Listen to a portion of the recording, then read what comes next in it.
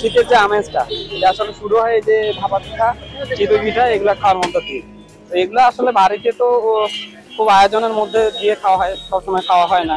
তো এখানে আসছি শীতকাল আসলে পিঠার আমেজ ছড়িয়ে পড়ে, মানে এখানে আসলে মনে হয় গ্রামের কোথাও অনুভূতি হয় একদম পিঠা, সবাই একসাথে আসছি, আনন্দ অনুভূতি, মানে শীতের একদম আমেজটা একদম পুরোপুরি ছড়িয়ে গেছে। বাসায় বানানো একটু ভেজাল হয় না, সবকিছু রেডি করা, আয়োজন করার ব্যাপার আছে, আর বানানো এগুলো বানাইতে তো সময় লাগবে। আপনার বাচ্চাদেরকেও তো সময় দিতে হবে, পড়ালেখার ব্যাপার আছে।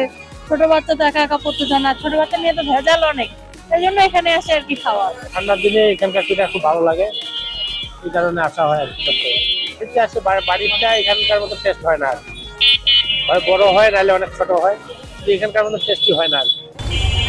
সবারই ভালো লাগে, তো এখানে সবাই আসলে ভালো পিঠা খাওয়া যায়, এই জন্যই আমরা এসেছি। বাড়িতে বানানো যায়, তবে বাইরে এইভাবে শীতের আড্ডাতে খাওয়ার মজাটাই আলাদা। সানশাইন আটা ময়দা সুজি। ভালোবাসায় তৈরি শীতের আমেজে শীতের পিঠা খাওয়ার জন্যই আসে। বাসায় করতে গেলে অনেক সময় লাগে, আর এখানে খুব ইজি খাওয়া যায়, রেডিমেড পাওয়া যায়, এই জন্যই এখানে বিভিন্ন সাথে এখানে বানাচ্ছে, এই জন্য এখানে পিঠাটা খাইতেও স্বাদ আছে। আবার বাসায়ও নিয়ে যায়, যে বাসার জন্য নিলাম। আবার এই আপনার ভাপা পিঠা, শীতের পিঠা, তিল পিঠা, সাথে দিচ্ছি আপনার হলো যে সরষের ঝাল, তারপর হলো ধনিয়া ঝাল।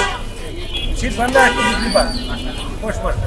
7 বছর পর আমরা এখানে পিঠা বানাই, পিঠা বিক্রি করি। 10 টাকা কি দিব কি পিঠা হয়, পিঠার সাথে ধনিয়া পাতা, সরষে, কাঁচামরিচ আছে। সব কিছু বলবো না যে খারাপ আছে, ভালো আছে। আমাদের চলতেছে শীতের পিঠা, শীত নাই এখন কম আছে।